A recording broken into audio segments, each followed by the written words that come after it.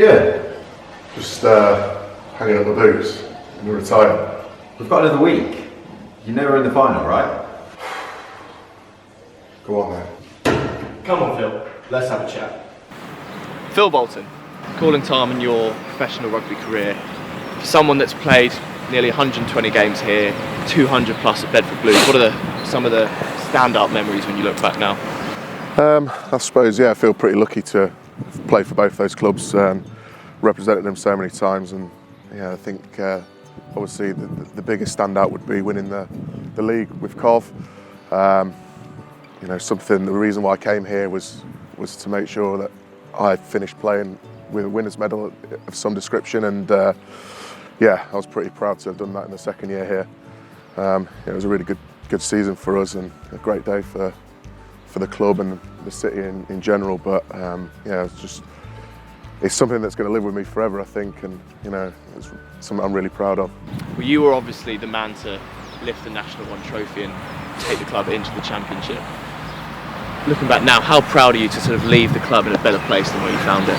Yeah, I think there's been loads of changes obviously since I joined. I mean, the first training session that we had was here on a very different surface, fairly muddy, not much grass. I don't think the lines were painted. There wasn't any tape for the physios to be able to strap the boys up, and now it's fully professional club, artificial pitch, really good support, and it's certainly changed a hell of a lot over my time.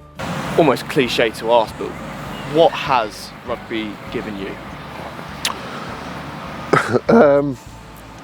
Bit of a sore back, to be honest with you. Great friends. Yeah, and just some really good memories. I certainly feel like I've learnt a lot on and off the field. The connections that you make with fans and sponsors and players as well. That you're just going to be friends for life, aren't you? And again, like you say, it's a bit cliche, but there's a hell of a lot of memories that I'm taking away from the game, and certainly a few stories to share as well, which is good. I can imagine there are just as many thank yous as there are memories as well. Yeah, there'll be a few personal ones that obviously I'll get around and make sure I do myself, but from all the players that I've played with and against, thanks to them, because they've helped make this career such an enjoyable one. Obviously. You know what? You're welcome. Did you play? Or? Oh yeah, you played. Yeah, sorry. Yeah.